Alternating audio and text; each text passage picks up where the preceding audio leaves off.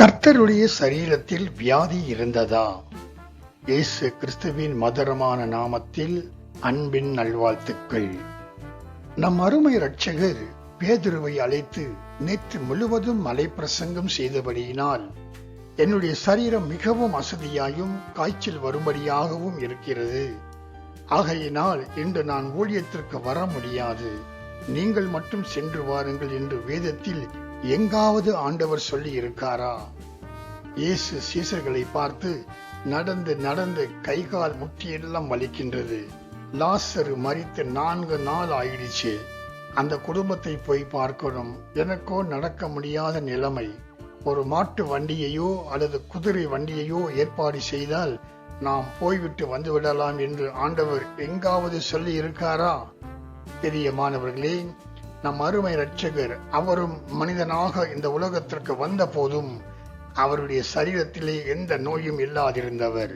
தேவத்துவத்தின் பரிபூர்ணம் எல்லாம் சரீர பிரகாரமாக இயேசுவுக்குள் வாசமாய் இருக்கிறது என்று கொலோசியர் 2 அதிகாரம் 9 வசனத்திலே நாம் வாசிக்கிறோம். அதாவது பிதாவுடைய பரிபூர்ணம் இயேசுவின் சரீரத்துக்குள் வாசமாய் இருந்ததை நாம் புரிந்து கொள்ள வேண்டும். இயேசுவின் சரீரத்திலே நோய் இல்லை என்று கண்டோம். அவரை விசுவாசிக்கிற நாம் நம்முடைய சரீரத்திலே நோய்கள் இல்லாமல் வாழ முடியுமா? அப்படி வாழத்தான் நாம் கர்த்தருடைய பந்தியிலே பங்கு பெறுகிறோம். ஆனால் அந்த பந்தியை நாம் வேதம் சொல்லுகிற முறையில் எடுக்காத காரணத்தினால் நாம் இன்றும் வியாதியில் வாழ்ந்து கொண்டு இருக்கிறோம்.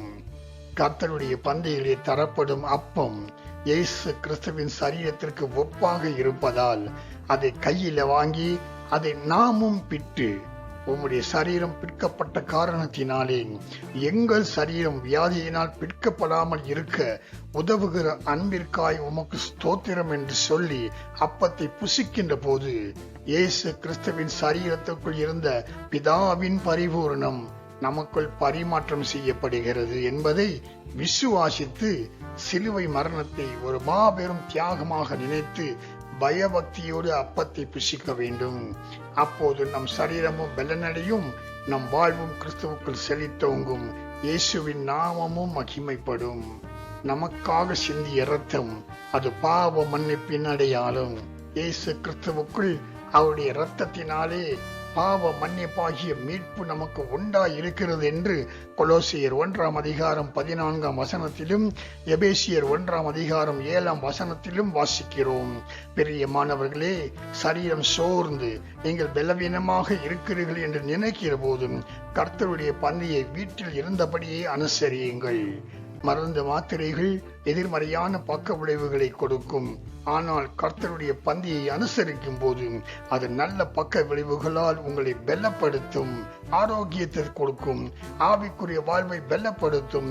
நீங்கள் ஒரு புத்துணர்வை உணர முடியும்.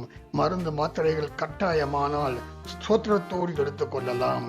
யாத்திரையாகமும் 12 அதிகாரம் 7 வசனம் முதல் 13 வசனம் வரை சொல்லப்பட்ட ஆட்டுக்குட்டியின் இரத்தத்தில் கொஞ்சம் எடுத்து வீட்டு வாசல் நிலைக்கால்கள் 2லும் தெளித்திருக்கும் வீடுகளை பார்த்து சங்கார தூதன் கடந்து செல்வான் என்றால், நம்முடைய ஆண்டவராகிய இயேசு கிறிஸ்துவின் இரத்தத்தை நாம் பானம் பண்ணுகிற போது அதனுடைய வல்லமை எப்படி இருக்கும் என்பதை நாம் உணர்ந்து கொள்ள வேண்டும்.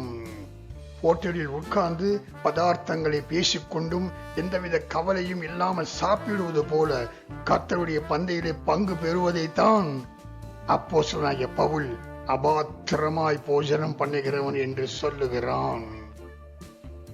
கைகளில் அப்பமும் திராட்சை ரசமும் இருக்கையிலே நாம் 2000 ஆண்டுகளுக்கு பின்னோக்கி சென்று இயேசுவின் மரணத்தை நினைவு கூற வேண்டும்.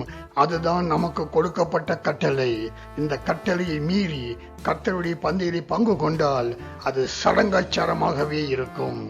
இப்படி பந்தியை சடங்காச்சாரமாக அனுசரிப்பதால் அநேகர் பலவீனம் உள்ளவர்களாயும் வியாதி உள்ளவர்களாயும் மற்றும் அநேகர் நித்திரையும் அடைந்திருக்கிறார்கள் என்று வேதம் எச்சரிக்கிறது. ஆகையினால் பந்தியிலே பயபக்தியுடன் சிலுவை மரணத்தை ஒரு தியாகமாக கருதி ஸ்தோத்திரத்தோடு பங்கு கொடுதல் ஆசீர்வாதத்தை கொண்டு வரும். அப்போஸ்தலனாகிய பவுல் எல்லா நிருபங்களையும் பரிசுத்த ஆவியானவரின் வழிகாட்டுதலோடு எழுதியிருந்தாலும் கர்த்தருடைய பந்தியை குறித்த இந்த போதனையை 1 கொரிந்தியர் 11:23 நான் கர்த்தரிடத்தில் பெற்றுக்கொண்டேன் என்று எழுதுகிறான். பிரியமானவர்களே, கர்த்தருடைய பந்தியை சடங்காச்சாரமாக நினைக்காமல் வேதம் சொல்லுகிறபடி எங்கு வேண்டுமானாலும் எப்போது வேண்டுமானாலும் கர்த்தருடைய பந்தியை பயபக்தியோடு இயேசுடைய மரணத்தை நினைவு கூர்ந்து அனுசரிக்கலாம். கர்த்தருடைய பந்தி கர்த்தருடைய பரிபூர்ணத்தை நமக்குள் பரிமாற்றம் செய்து நமக்கு விடுதலை தருவதை உணர முடியும். கர்த்தர் தாமே உங்கள் ஒவ்வொருவரையும் ஆசீர்வதிப்பாராக.